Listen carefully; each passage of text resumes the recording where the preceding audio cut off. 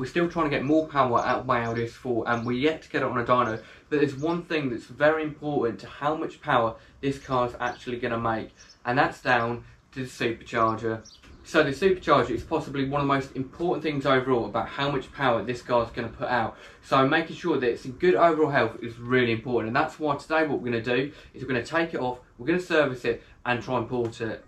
And when I say porting, what I mean is basically boring out the inside of the supercharger to increase the volume of air that it can compress with inside of it. Try and think of it almost like a hybrid turbo. A supercharger basically works much like a turbo does, where it sucks in air and it compresses it. This is a helical supercharger, which means it's got two helical gears on the inside of it which are driven off a drive belt much like an alternator. So it's quite similar to a turbo, but whereas a turbo uses intake and exhaust, this literally just compresses the intake that's going into the engine. So what we're trying to do is open up so we can force more air into the engine.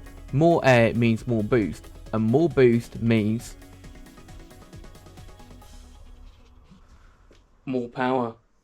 And who doesn't like having more power? So let's get started and take the supercharger off.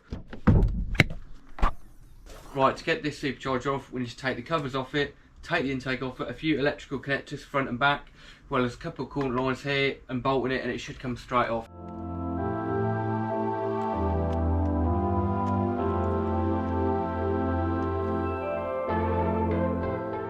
Now before we get into things, if you haven't already, make sure you've tapped down below and hit subscribe.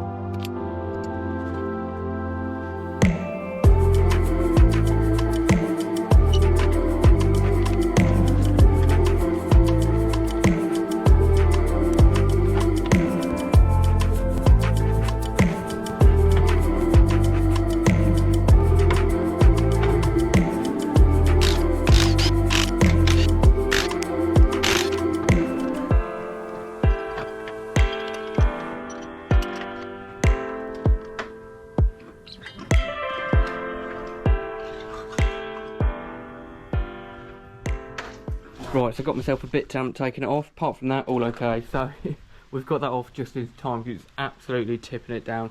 So into the garage. Right, now we've got it off, we can start to break a few bits off it and drop the oil out. And I've got a feeling that that oil is going to be black by the time we drop it out. So I'm going to start taking the pipes off, throttle body off, and then we'll drop the oil out. As well as both the map sensors. At first they're a bit corroded, but with a gentle bit of persuasion they came off fairly easily.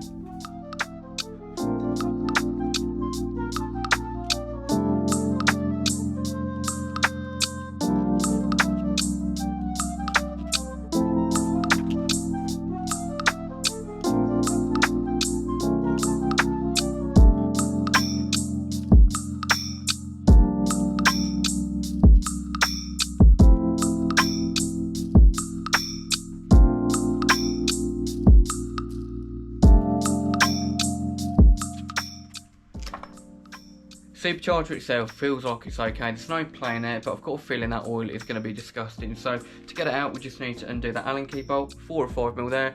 We'll turn it on its side or on its back, however you want to say it, drop it out and see how bad it is.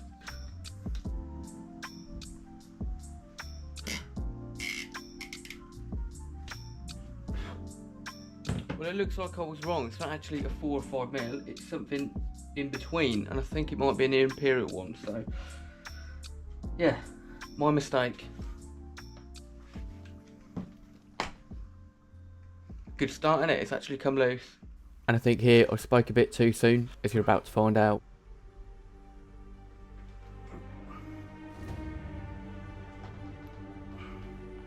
After my first attempt of trying to empty the oil out, nothing was coming out, and I started to wonder if there was even anything inside of it.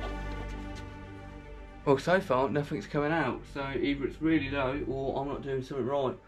So what I can think right now is I might need to take the bolts off and put it out that way.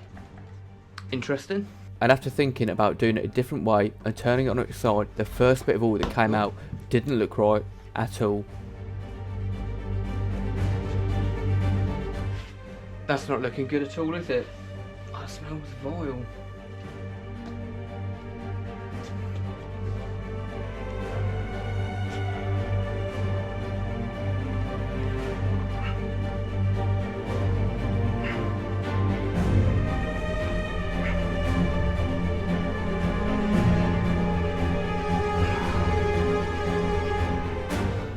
That's quite concerning.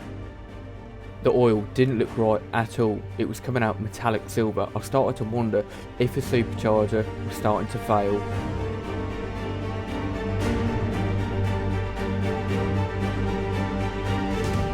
That is quite worrying, isn't it? It smells awful though. You know, the only way I can think of it is like sickle blue cheese. I don't know if that's metal filings or coolant or something. But one thing I can say, it smells awful. It looks awful, so it's a good job that we are taking it apart, isn't it? Right, so with that being metallic silver, that's not good because that usually means, as you probably know, metallic silver is like metal filings, so maybe it's just wear and tear, but now what we need to do is take the rest of it apart, have a look at it and see if there's any damage inside of there or we've just got away with it.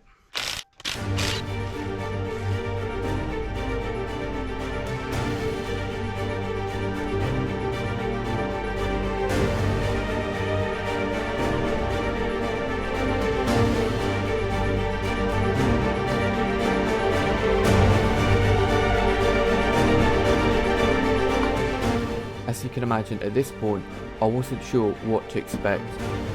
But after a closer look at it, I couldn't see anything wrong with it. Right, so to be fair, I think it's literally just because the oil's probably never been changed, it's that old, and it's just wear and tear that's built up over time.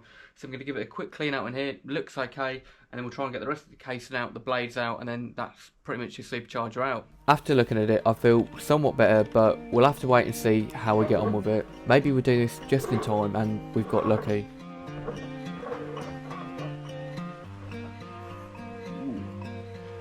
Look at that, it's pretty cool. Yeah, it's actually massive inside of there. I had in my head it'd be a lot smaller, but that's a pretty impressive bit of kit, isn't it? So I'm going to put that to one side and we can get started with the other bits.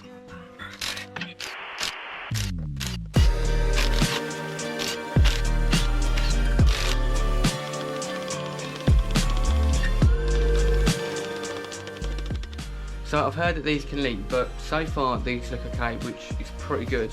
But we might give them a clean up and then we'll get them back in. So now these are out, let's move on and take the rest of this throttle body stuff off.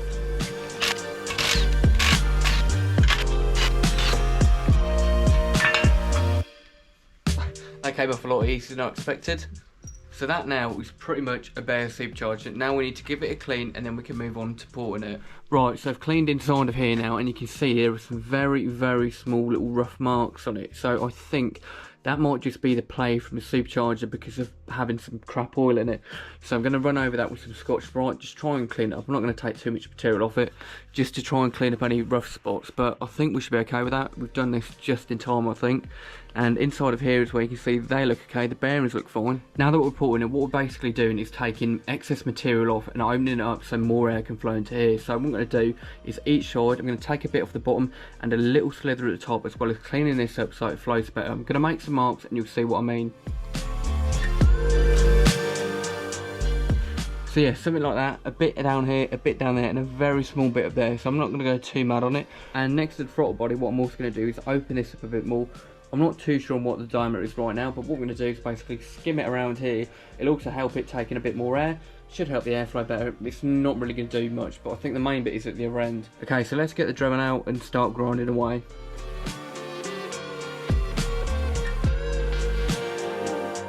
So you've got the idea of it. This is going to take quite a bit of time, I can imagine. So I'll catch up with you when I've taken quite a large share of it off.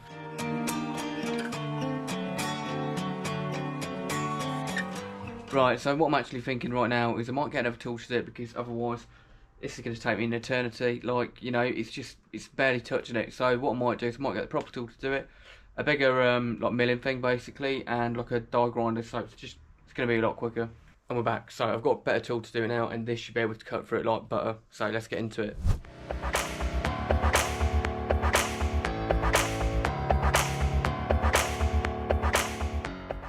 Right, so I've had a quick clean up and come to a stop because the blade that I'm using, it's gone a bit blunt, but we've near enough done the top bit inside of here. So inside of there, it's near enough done. We just need to go a little bit more, but it's going to be way easier if I get a new blade because the one that I've got at the minute, it's a bit blunt and we just want to make it nice and easy. So what I'm going to do for now is tomorrow get another couple of blades, but for now we'll brush all of this down, give it a quick clean up so it's ready for paint.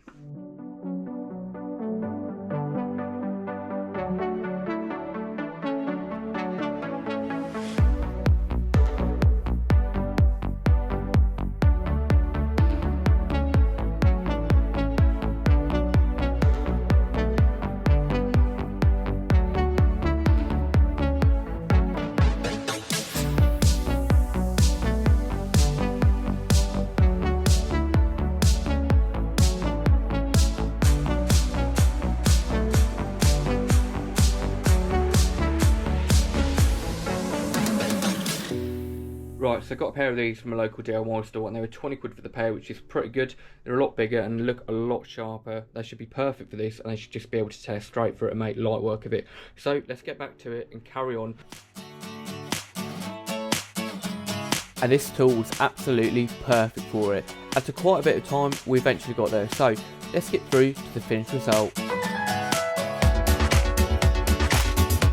It may not be perfect, but it's an improvement. And now with that sorted, I moved on to open up the throttle body.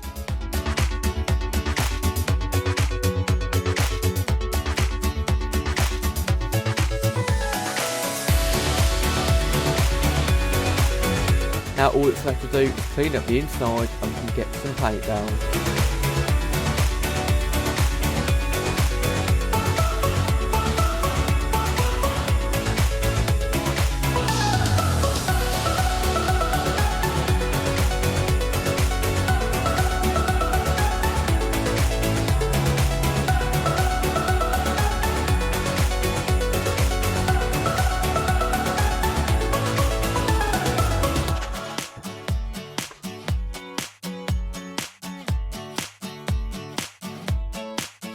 Right, so after quite a bit of porting, fair share of masking and cleaning, we're ready to put some paint down and then finally we'll be ready to put it back together.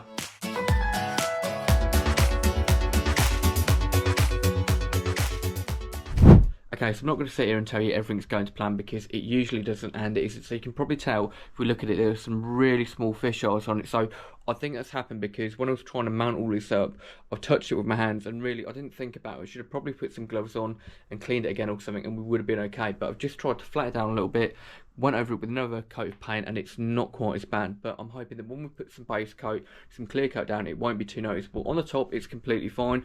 It's just down here where I've touched with my hands. So let's get the base coat down and hope it turns out okay.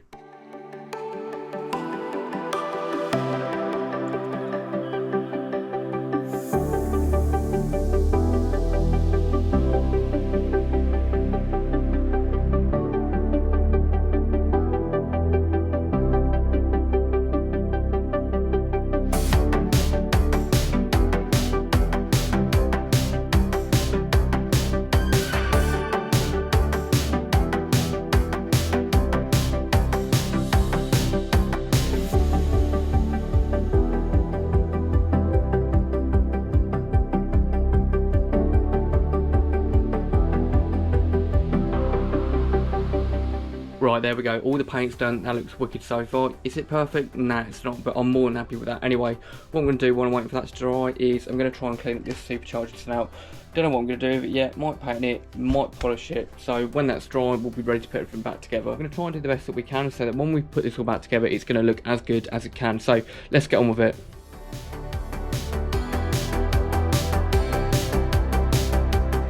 After deciding I didn't have the patience to polish it, I decided to clean this and the throttle body up to paint them matte black, as well as the intake because I thought, why not?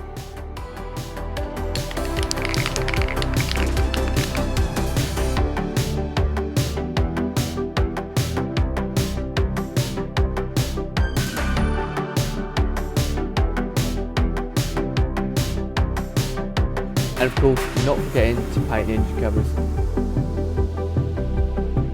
And with that all done, I decided to give it a quick clean up where I could.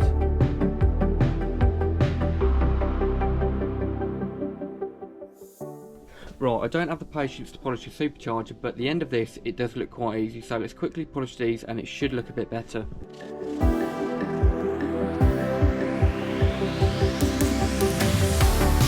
There we go, it doesn't look perfect, but it does look better. So I'm going to quickly clean both these down, use some brake cleaner, just clean the grime off them, and then when the paint's dry, we're pretty much ready to rebuild it.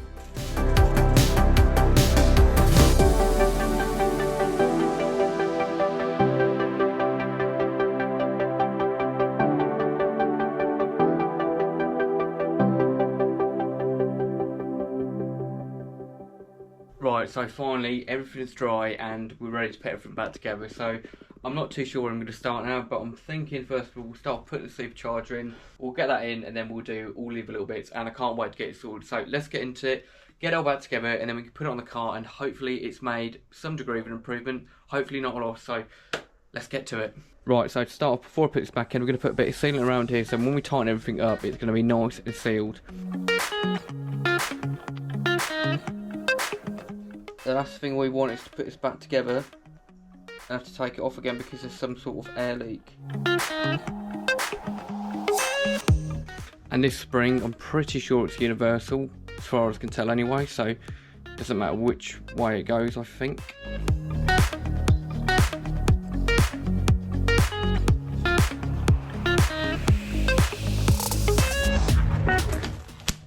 Where gloves come in handy. Don't want to get too much sealant on it, so that when we clamp it down it's going to go inside of there. We want it to be nice and clean, so I'm going to try and spread it out a bit. Probably not the OE spec sealant, I'm not going to lie, but it should do the trick.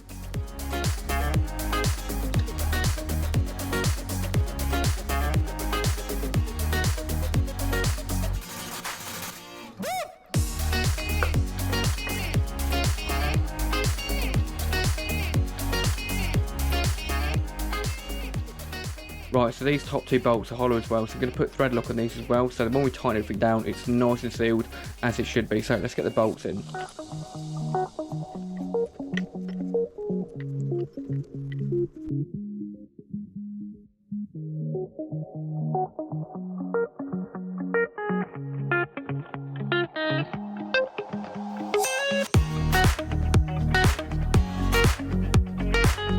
Right, so they're all tightened down now. This feels nice and smooth, feels how it should, I guess. So now that's done, we need to put the oil in. Torque spec, I ain't got a clue, just FT. Here's the new oil, it's like an orangey golden sort of colour, as oil should be. And this is what's come out of it. That looks like graphite grey paint, so this is going to be a huge improvement. So let's get it in there. I think it's about 100ml, and I'll have to double check that and we'll top it up. Right, so I've just checked and it actually takes 150ml, so it's a good job that I've checked. Let's get it in.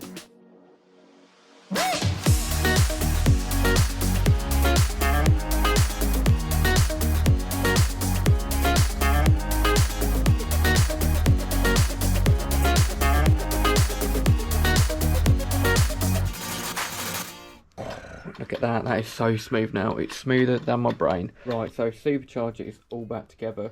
What I'm going to do next is we're going to put the O-rings in here for the charged coolers. So you don't always need to buy new gaskets. I'm literally just giving these a wipe down. I'll put some red rubber grease on them and we'll put them back in, and they should be more than okay.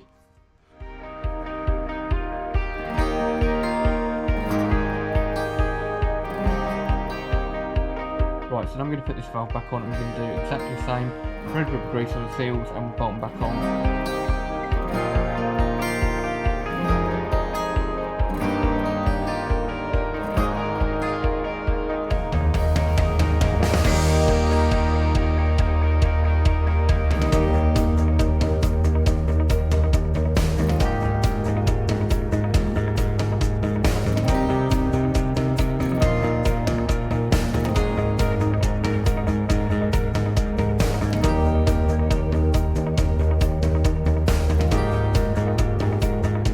Okay, so now I've taken it off the fixture and the tape off the bottom. It's time to put the coolers in. So let's go around to that side. And they also have gaskets, so I'm going to go around this as well with red rubber grease, slide them on and then we can put them back in.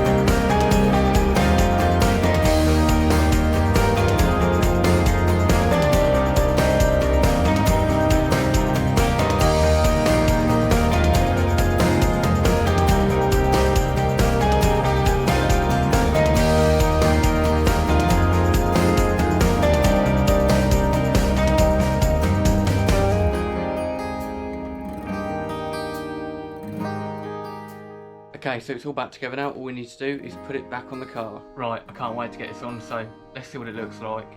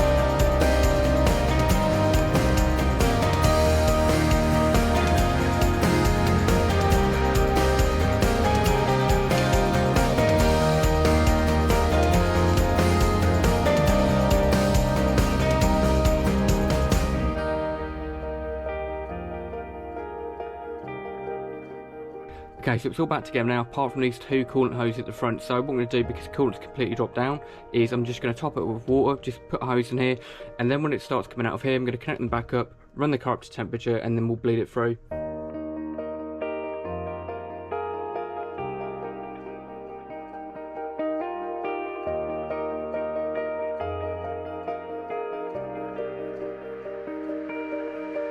Right, let's get it fired up then.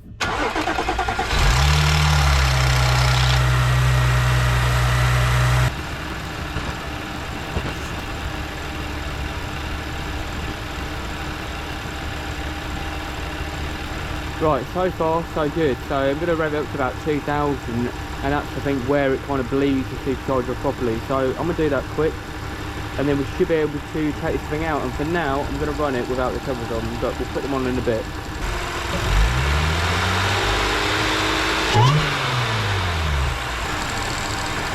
Right, so I'm going to let it warm up now. I'm going to do that again, we'll check the level again, and then we should be able to take it out. And it sounds a hell of a lot louder, which is a good start, so it's done something. And I think it looks better too, but we'll have to find out if it does anything on the road, won't we?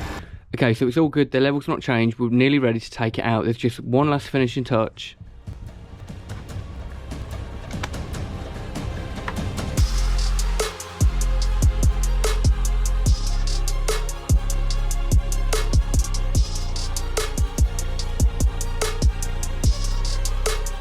I know it's not everyone's taste, but I love how this looks now. Oh, and just in case you're wondering why I painted them that silver, same as the mirrors, just a little touch. Okay, anyway, let's take this thing out. Right, so far, it has made a little bit of difference. It feels a bit sharper lower down, it feels a bit smoother as well. But it's not very noticeable, but it does sound better.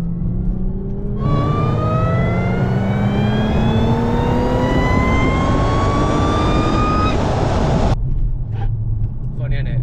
I'll port the Supercharged, but I won't adjust the ride height on it. Oh well.